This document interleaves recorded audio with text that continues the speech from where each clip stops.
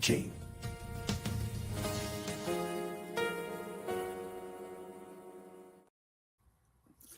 Good afternoon, Quasar Markets Live. I have a very special one, a friend of mine, and somebody everybody loves. It's Ralph Acampora, the godfather of technical analysis. And when I talk about charts, there's no better person to talk about charts than Ralph himself. So, Ralph, how are you, man? Fine, Steve. Thanks for inviting me. This is going to be fun. I love it. And you and I've known you a long time now. But let's get to it. Tell everybody a little bit about yourself and how you got started in charting, because you are a fixture, the stalwart on Wall Street. You've been doing charting even when they didn't even like charting. Can you believe that, Ralph? Let's get back to the beginnings and how did it all start out? Yeah, it's a long story. Do you want to hear it? I was studying. I was in the priesthood. I was studying. I was in the seminary studying for the Archdiocese of New York. I went home on Mother's Day in 1967. And my father handed me the keys to his brand new Buick. The car was 5 days old. He said, "Put a scratch on it, I'll kill you." Well, the car got totaled with me in it. And I wound up in a hospital, Steve. And I was 3 months in a body cast. I had to do spinal fusion. And it was there that my father's very good friend, Bill Downey, who got me this fabulous doctor, he was a Wall Street guy, and he would come almost every day to the hospital to see me. And whatever he was reading, he threw in the bed. And it was the Forbes, Fortune magazine, Wall Street Journal. And I said to him one day, I said, "Mr. D, I really enjoy reading this stuff." He says, "Oh, that's research. I'll get you a job." I was on crutches, and he takes me to Wall Street and to Smith Barney, which was a real research boutique at that time, was number one. And they said to me, "Oh, the frock priest, huh?" I said, "No, I didn't quite get that far." And the man patted me on the head. He said, "You go home, get an MBA, come back, and I'll give you a job." Well, I didn't really want to go back to school. And a couple of days later, I saw a little ad in the Wall Street Journal that said, "Junior analyst wanted, no experience necessary." I thought, man, that's my job. So I'm on my crutches. I went over for this job interview, and I was so excited about getting this job. I said, "I'll wash windows, I'll fix the floors, I'll do anything to get this job." And the man says, "Relax." He said, read this book over the weekend and come in Monday, you have a job." Well, that book changed my life. That was the Technical Analysis in the Stock Market by Edwards and McGee, the Bible and the charting. And it was from there that I've been following charts every day since 1967. I love it.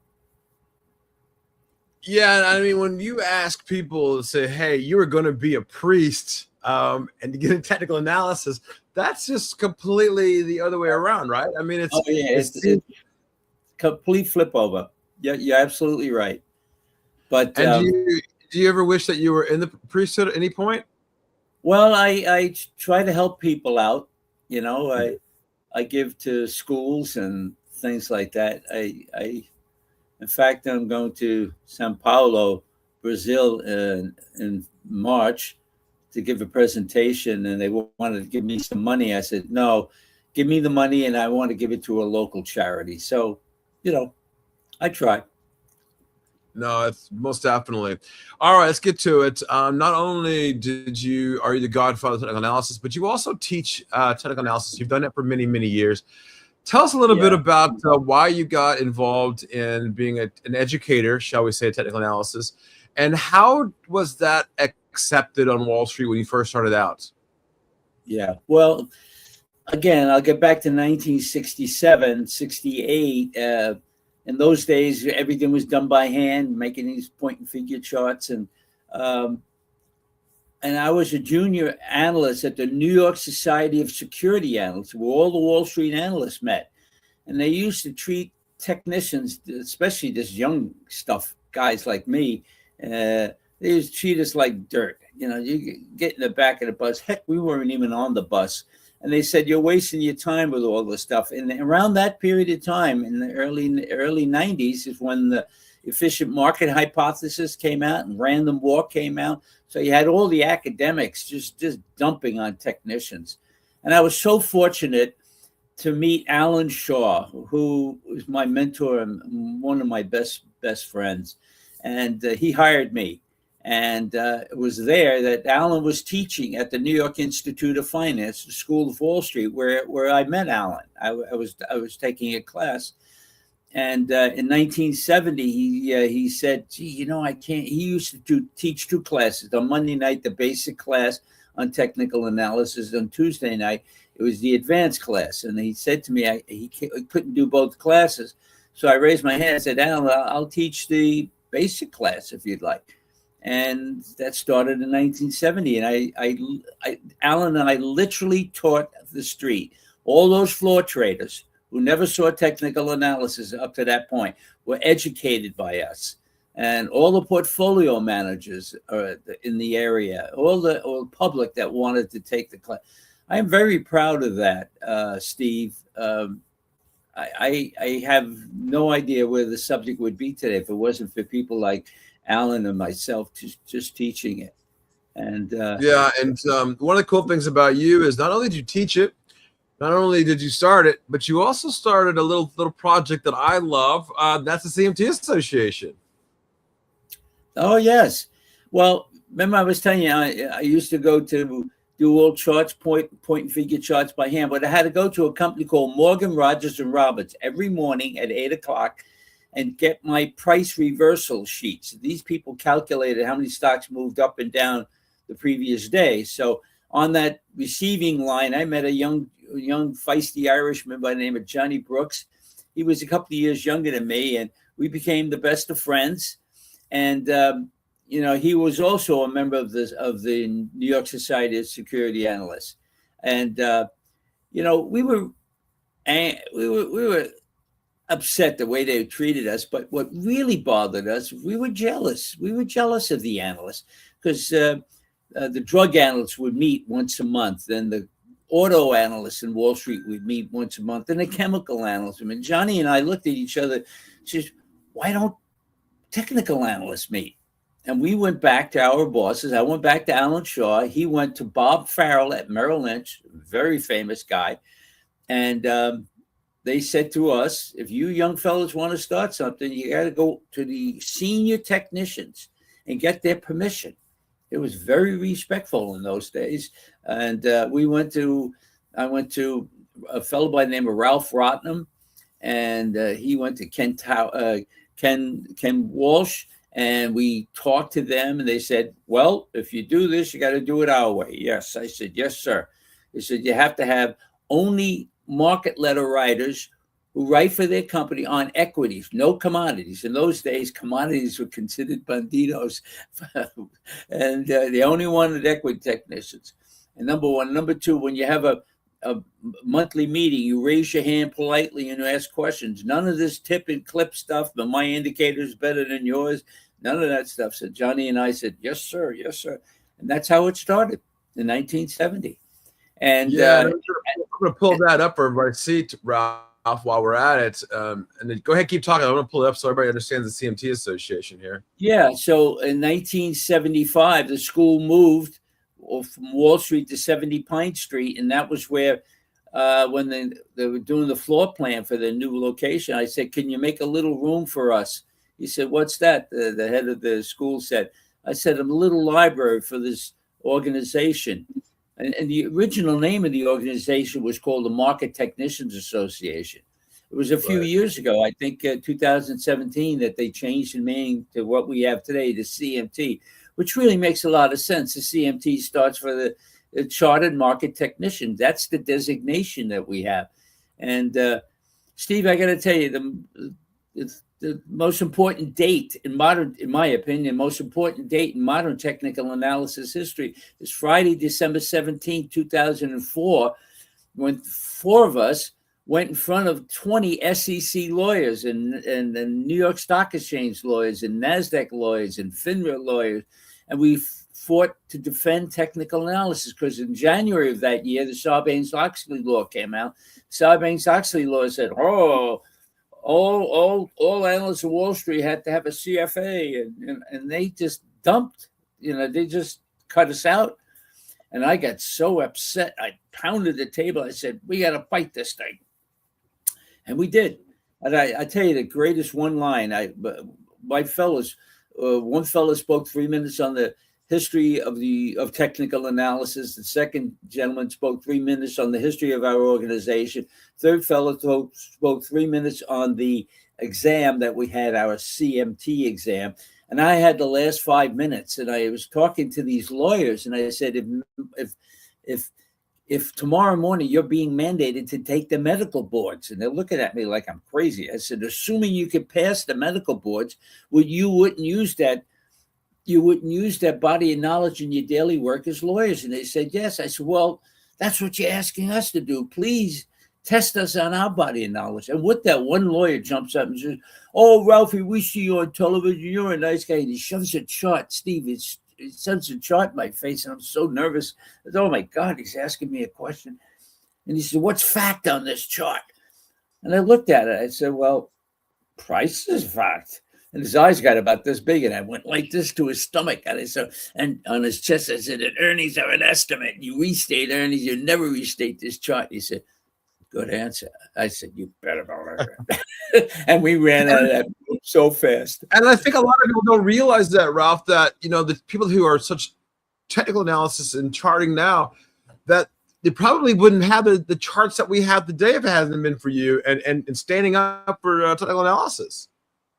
Yeah, I'm glad you're saying that. I can't say that, but I will totally say that. I will. Big B will say that. In all honesty, in all fairness, that was the most important date. And as I said, because it was 3 months later that the law of the land, the SEC, comes out and says there are officially two analysts in Wall Street. One's a fundamentalist who follows companies as a CFA, and the second analyst is a technician who follows stocks and has a CMT.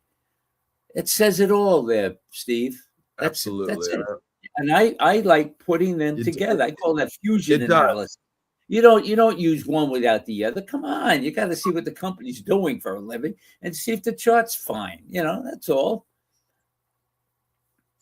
That's research. I like that fusion analysis. I'm going to post that up.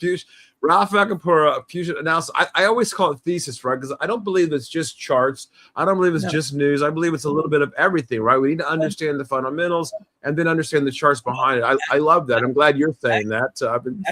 Actually, it's 4 parts. I call it 4 parts. You start with economics. You got to have an economic overview.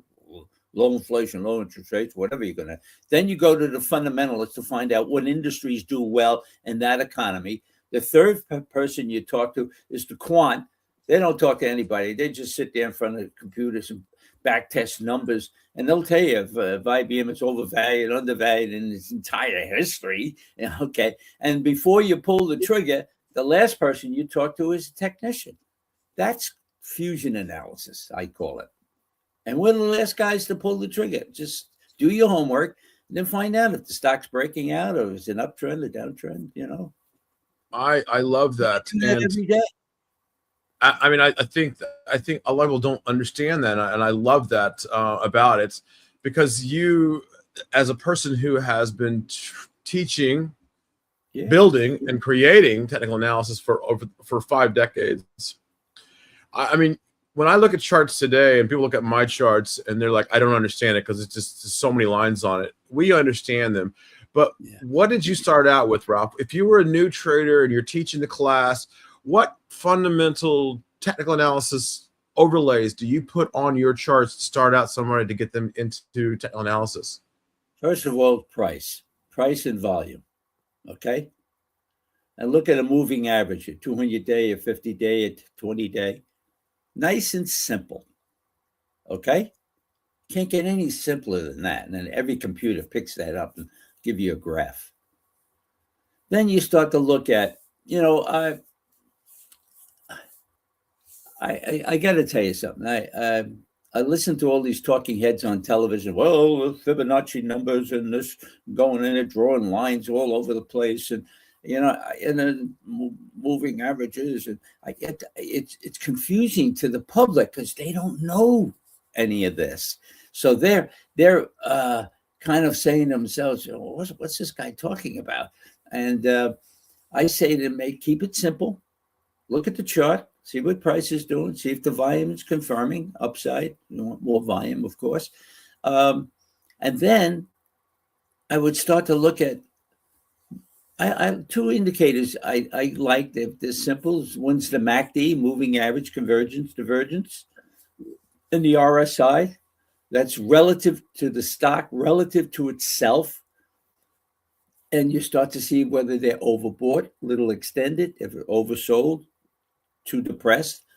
And those are indications that maybe the stock is ready for a bottom or a rally, and vice versa. So that's how I would start. It would start very simple, Steve. And that's very interesting to me because, yes, I have all kinds of lines on my charts, but you said MACD, it's on my chart. You say RSI, it's on my chart. And I change my charts all the time to obviously, because based on whether the volume is higher or adding different technical analysis, but it's still basic stuff, right? It's still those things that we need to get down to basics, moving averages. So out of the moving averages, I've heard everything. I love 50, I love 200-day, I love 100-day moving averages. What moving average numbers do you like the best, Ralph? I'm classic guy. I the 50 and 200-day are fine by me. I think they're fine by you. Okay. And we'll post that too as well. Loves 50 and 200 DMA. Great. Love that.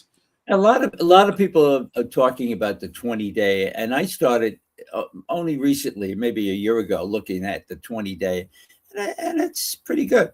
I kind of like it. A lot of people are using it, so if they're looking and what at separates it, right? That's something everybody asks you. What separates that? So you like those because that's what everybody's looking at? Is that to help you get a better understanding of psychology? Yeah. The psychology. Yeah, from people that more and more people are looking at charts. I want to see what they're excited about. What turns them on, what turns them off. That's all. And so, Ralph, you have, and we'll talk about it from what happened over the last 2 weeks. Silver, right? Oh yeah. This FOMO, this nonsense, craziness, chasing.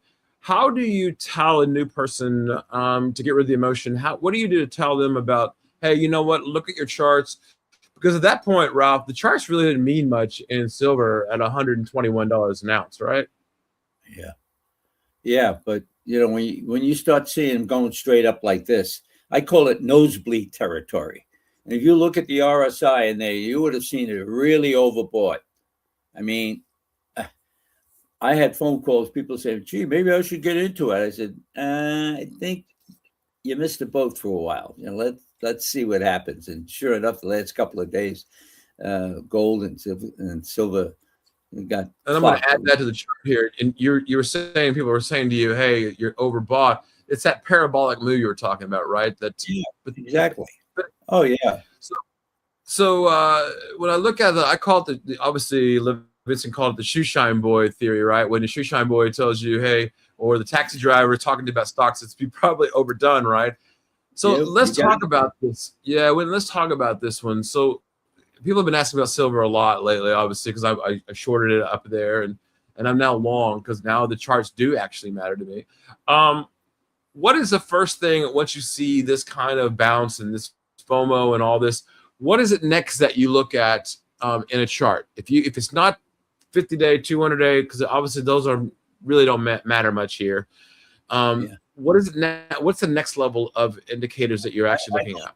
I think you got a dotted line there. That's near-term support. You got it. That's right. That's what I'm looking for. I want to see some stabilization.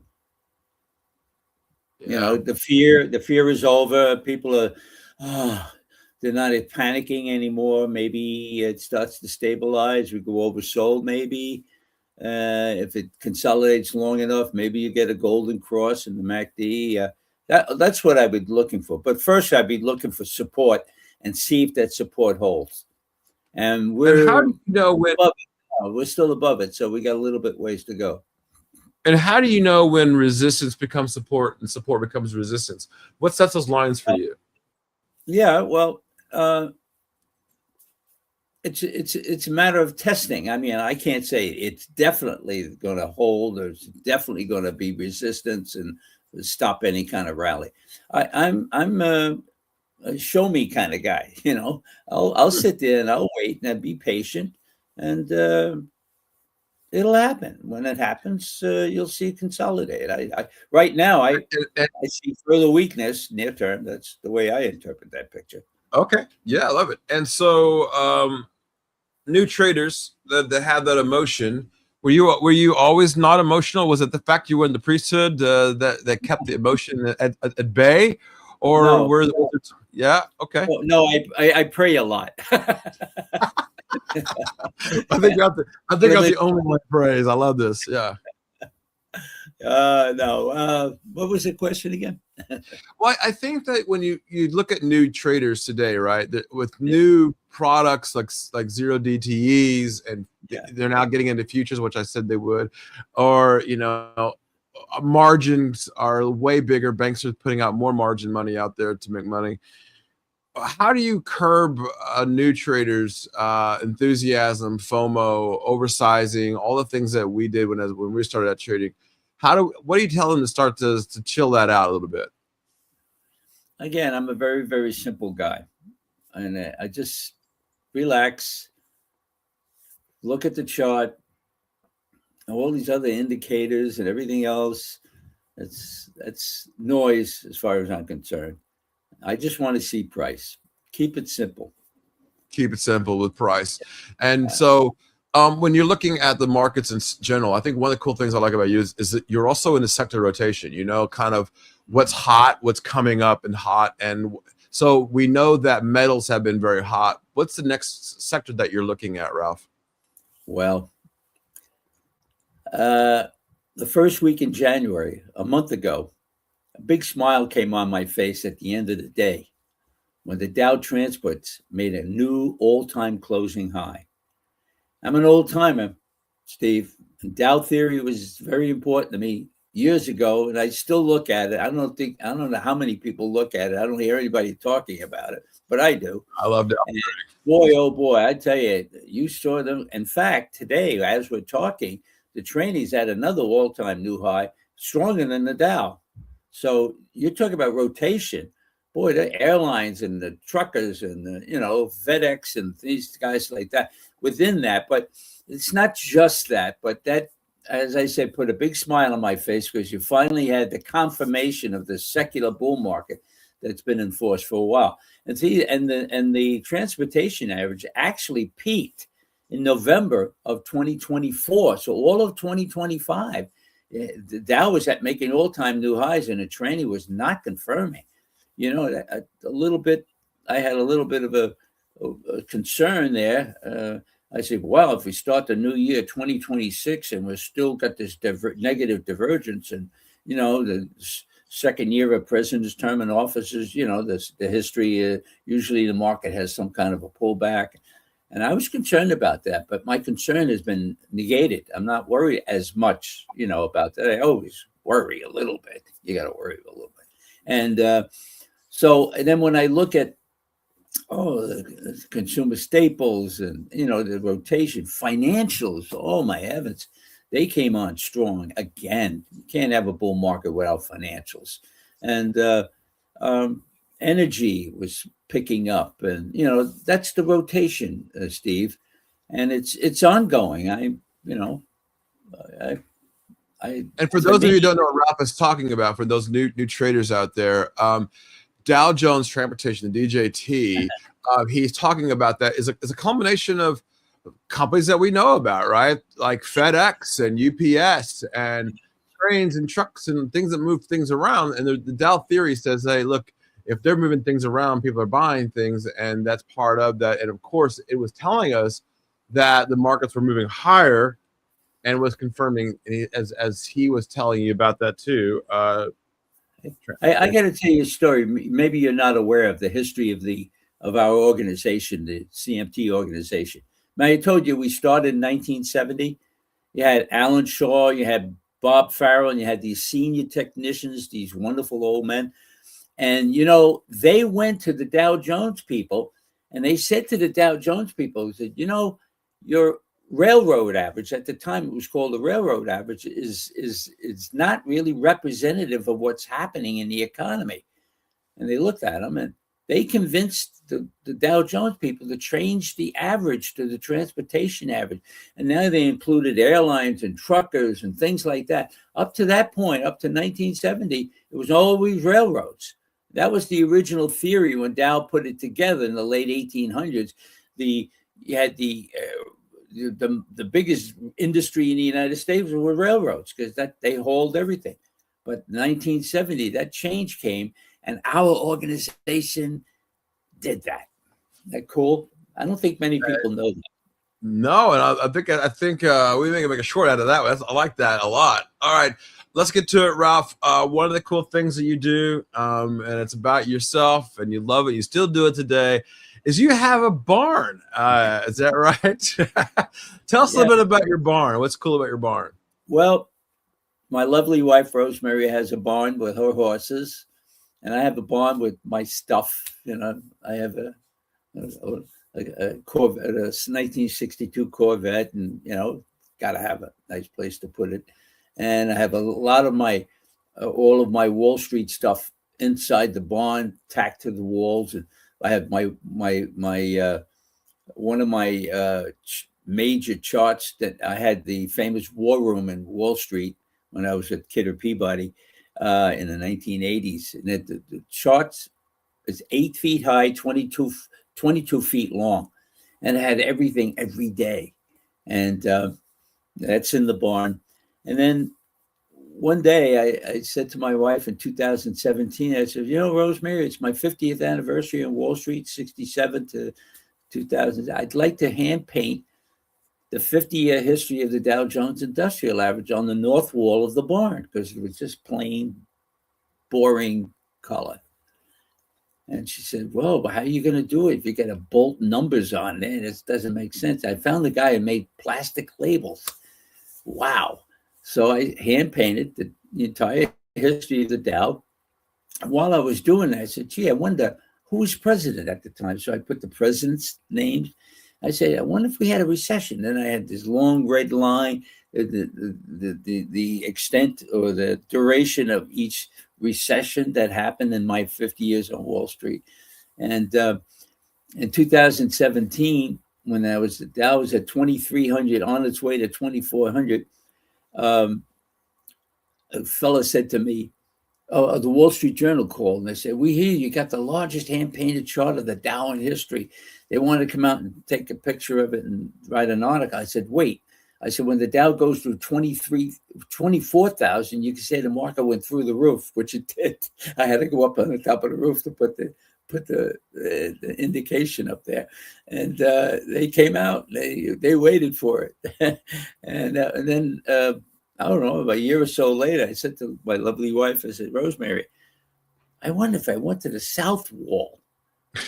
I went on, and I did, and I calculated it goes all the way back to the Civil War. And then I hand painted everything. I got the history of gold and silver and interest rates, and and each year I have little green patches of events that happen, 3 or 4 events per year, and all the wars and everything else. And I had these beautiful signs made, Roaring 20s. And in fact, Craig Johnson, a dear friend of ours, he said to me, gee, Ralph, you cornered the market, because I have the Roaring 20s going up and then the crash going down at the corner of the building, so you can see the big rise and the big fall. Yeah, it's history. It is. And, I think a lot of times people, when they're starting out, they're a little overwhelmed by how much you got to learn about the markets and stuff, and understandable. But I think in my case, and I think you're saying the same thing, is that history it doesn't always tell us exactly what's going to happen, but price tells you where the history was, and price tells you the history of the future, right? Yes. History repeats. It doesn't repeat, it rhymes, as they say. Yeah. And I look at all that stuff. That's part of the fun of doing this, Is it sacrosanct? Does it happen exactly the same? No. Look at the 4-year cycles and things like that. You'll see. History repeats. So you've had a pretty good run as being a professor too, and a teacher too. Have you got any students that kind of stick out that you like? Oh, I like that student, and they went on to do John good. Murphy was a student of mine. Tell us Louis about Giamatti was a student of mine. Those are famous technicians. They came from the class. Isn't that cool? It's very cool. You know, I always tell everybody the student is smarter than the teacher. Not so sure about that one, but okay, I'll let them have that one. Yeah. And you know, when you look at your time on Wall Street, it's iconic, right? You've been featured on every single station, CNBC, CNN, back in the day, right? Did you have a place that you really, really, really, really just loved working at, and you missed those days and times? Oh, when I was at Prudential, it was wonderful. Alan Shaw was at my 10 years with Alan was God sent. It was just he just inspired everything, you know. And you know, unfortunately, the man recently passed away. But But to answer your question, you know, where did I have my career really took off with Prudential. It was in 1995 that I wrote a report called Dow 7000. And at the time, the Dow was at 3,800. And everybody thought I was out of my mind. And the first evening dinner meeting of the organization, the technical organization in 1970, I'm sitting next to one of the oldest living technicians at the time, Ken Ward. And the man was like almost 80 years old. This is 1970. He lived through every bull and bear market in the 20th century and wrote about it. So I asked him, I said, Mr. Ward, sir, what was the most difficult market you have to deal with? And I said, oh, forgive me. That's the stupid question. It has to be the crash of 29. He said, no, young man, that wasn't the toughest. Don't get me wrong. We lost money, but the toughest market was the early 60s. I said, but it went up. He said, yes. And none of us believed it. Steve, I never forgot that. Never forgot what he said. And here we are 25 years later. And the cover of my report has the Dow going up 900 points and no real correction. I said, when have we ever seen this before? And you know what I did for my research? I went back to the New York Public Library. In those days, no computer. You can't go online and get the thing. And I had read through every Wall Street Journal from 1960 to 1966. I was coughing with all the dust. It took me a month to do that research in the library. And I found out that at that time, low inflation, low interest rates. And that was the theme of my report. And I have to, the chairman of Prudential, Wick Simmons was his name. You know, they would say, whoa, we got to be careful putting this thing out. You put the company at risk. This crazy report. Well, he allowed me to write it. He allowed me to print it. And the day it hit 7,000, I'm in the office. My feet aren't on the ground. Everybody's screaming. Television. Oh, we got to talk to you. And then Wick calls me up and he said, yeah, you put us on the map. And I said to him, Wick, are you going to take care of your good guys? You know, I said, you know, I was saying I would like a salary increase. And he said, oh, don't worry, Wick, I take good care of you. He said, I wanted to get you a gift. I said, Wick, I've been wanting this gift for 30 years. He said, what's that? I said, a 1962 Roman red Corvette. He said, okay. And he hangs up the phone. It was a joke. Steve, I was joking. Guess what? A month later, that car is sitting in the lobby of our, where there it is with the Dow. There it is. I knew you were going to come up with it. I was like, I couldn't wait. That red Corvette. And I think a lot of people don't realize. That's a very, very good point, Ralph. That as you have wins in the market, a lot of times people don't take those wins and then go buy them something special, right? To remember that. But I'm going to play this real fast. I hope everybody can hear this out there. After the Dow hit 7,000, Acampora issued yet another staggering forecast. He foretold of the Dow rising to 10,000. Again, Acampora's prophecy came to pass. It was just a number, okay? These guys right here. The shot of Ralph Acampora, Prudential Securities. And there you are at 10,000. Yes, Ralph. I mean, it's not like. Can I tell you something? The first report, there was a fundamental reason that I found. But from 7,000 to 10,000, Steve, listen to this. there was no fundamentals. It was all technical. And what really expressed was the rotation. And that was the cover of that report. You see the utility average going nutso. And that's history. That's technical analysis at its best. Rotation. And you've also rotation is the lifeline of every bull market. You can quote me on that. got to write that one down. Rotation is the cornerstone of every bull market. Every bull market. Yes. All right. So you also have not just inspired generations of technical analysis people, but I think you've also got a pretty famous nephew too, as well, if I remember correctly. Oh yeah, that guy, Jay Woods. Yeah. I don't know if I should tell the story. I embarrass him every time I tell the story. I think we should tell it. I think everybody's going to say, heck yeah, tell that story. You want me to tell the story? Of course. Jay Woods, when he was confirmed, I guess he was around 13 years old, I bought him 2 shares of IBM as a gift. But he had to plot the chart, make the high and low in price and the high and low in volume. And he lived in Philadelphia. His mom is my sister, and I lived in New York. And after about a year or two, I get a phone call, and it's only your sister can give you a hard time. She said, "You and your darn chart," she says. She's on the phone. She's yelling at me. I said, "What's going on?"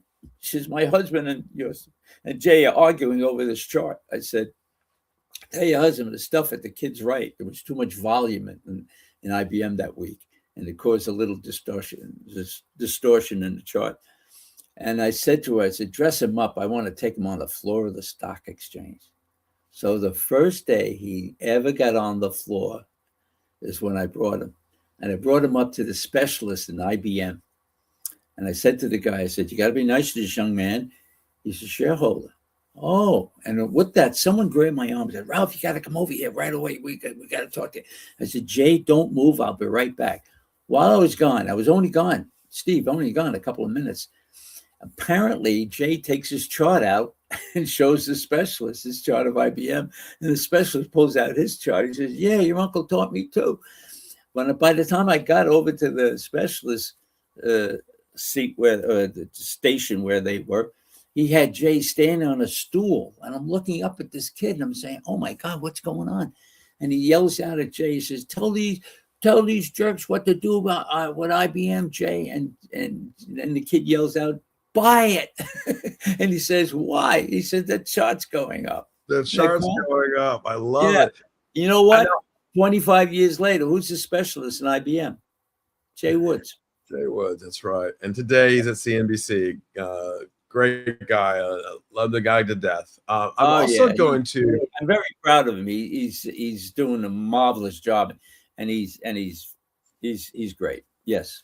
Yes. Absolutely. And I'm going to pull up, for those of you go back to it. We're talking about, that's right. We got his barn here, the Wall Street Journal. I'm going to pull it up just a little bit so I can see it just a little bit. But there's Ralph on the side of the barn putting that, drawing the pictures of the Dow. And that's when it was 23,000 on its way to 24,000. I had to put my arm up over the roof and paint the bar. And I think for those of you out there who would like to see that actual article, I'm going to post it right here. So in the comments section there, and we appreciate that, Straight Talk Texan, for reposting the stream. Ralph is a dear person here, dear friend, and a great resource. But yeah, I have to ask, Ralph. I mean, you've had this career on Wall Street for so long, and you are so revered in the CMT Association, and as our friend Tyler would say, we all stand on the backs and the shoulders of gods, in your case, people before us. But when you look at the new traders, the new technical analysis traders, and you think about them as a professor, and you think of them as all the time you've taught, and being in what I always complain about for a lot of people, they don't really know, because they really weren't on the floor. They don't know what we do, Ralph. They're not part of it. They're just sitting behind a computer all day and trading. What do you think of this new I'll say sector rotation into this new type of trader, are they as knowledgeable as you guys being on the floor and doing this, or are they missing something? No, I think they're in their own league. I mean, can I tell you, they're doing things I have no idea what they're doing today, and they're darn good at it. So no. I think that's the evolution, and you got to go with the flow. I mean, use all the techniques and all of the mechanics that you have today, all of the technology today. It's just marvelous. No, yeah, when you think about computer trading and all this, yeah. I mean, I learned on graph paper and pen, right? How to technical analysis. Today is so fast, right? Machines just make the charts for you, and you just look at it. Is there a specific software that you use that you like for technical analysis? Stock charts. Stock charts. Yeah, I keep it simple, Steve. I don't get, I advise a family fund, and we have, it's just I'm not a day trader, but I'll sell something if I own it 4 or 5 months, 6 months, if it's up enough, so I'm short term that way, but not intraday. I don't do that. But no, the tools I have, I always have the CNBC on over my right shoulder there, listening to the noise and and the information that's going on. You gotta. It's a fun. What's the next evolution of technical analysis? What do you see coming down the pipe next? The future of technical analysis. Wow, I think you're asking the wrong guy. I'm not up on all this technology. I'm still looking for my on and off switch. But yeah, I think this AI, it's creating all sorts of new, interesting things. Yeah, when you look at the algo side of an AI side of it, when you go back in technology wise, back in the 60s, the 70s, and 80s and 90s, the speed of which it's changed over time, it's speeding up, right? But when you look at it, was there a specific time when you're like, oh my gosh, this is really going to help technical analysis? Is there a time in like the 80s or 90s you're like, wow, this is really going to change technical analysis? Oh, when the computers came out, absolutely. Mm-hmm. In the 80s, it became really, really impressive. And and I still had the chart when we were doing things by hand. People said, why are you still doing that? I said, I want to keep doing it. You get the feel, but the computer was just taking over everything else. And the team that I had that was doing the short-term trading for our clients, giving them advice, they were using computers, of course. Of course. And they could, because they had the data. Remember, I was telling you in the beginning, I had to go to Morgan Rogers Roberts a day later, 24 hours later to get the price reversal of what happened the day before. That's how far behind. And then when the computer came out, and all of a sudden, God, I was like, wow, that's the greatest invention in the world.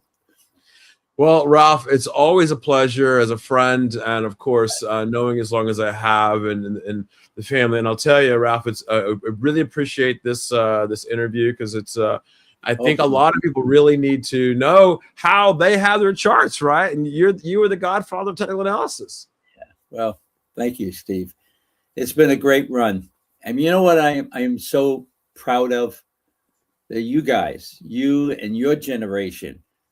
And Tyler Wood and all those wonderful people at CMT, they have the same love, passion, and dedication for the subject we had in the 60s and 70s. And well, I appreciate that. Guys. And you know what? I say, and I've said this so many times to Tyler, and the mission is not over. You go to universities, only a handful of universities that actually have technical analysis on campus. These people have to be educated. That CMT program has got to go more, further. Globally, now we got it all over the place. I was at Dubai and a few months ago, and that was wonderful, just meeting everybody from around the world. And the organization is pulling it all together. And, I mean, look what you started. I mean, you know, you think about technical analysis, you don't really think about the United States, but you know, technical analysis started with Japanese rice farmers, right? But you look at the CMT Association now, and all the things they've accomplished with Craig and with Tyler and moving the needle forward. You got to be very proud of them. Is there a place for those people that want to learn technical analysis? CMT Association. Do you have to go to college to be a technical analysis, or do you recommend school now? No. You don't have to go to. Well, I think everybody should go to school, but if you want to know about the subject, go get the CMT exam, get the certification. Yeah, that is so key. That is a blessing. I mean, now it's all. I helped write the first exam. Let me tell you.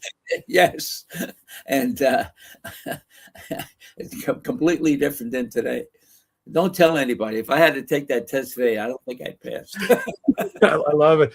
And for those of you who don't know, I posted it, CMT Association right there. You can click on the button right now. You can actually take that test. And if you look here, it says chart your course. You can start the program. It tells you a little bit about it. There's the brief history of the formation of the organization. Of course, Ralph will be there, and what you're going to learn, and the exam itself, and the curriculum, and love it. I love it, and I'm glad to be a part of it. I've been, as in my notes here, a major supporter of CMT Association, and Tyler Wood is on my board here at Quasar Market. So I love that too as well. So, all right, Ralph, again, it has been an absolute love and pleasure to have you on the show, and I look forward to seeing you regularly on our show, and maybe get some questions from the audience next time. Okay. Thank you, Steve. It was a lot of fun. From all of us here at Quasar Markets, we'll see you next time. All right, sir.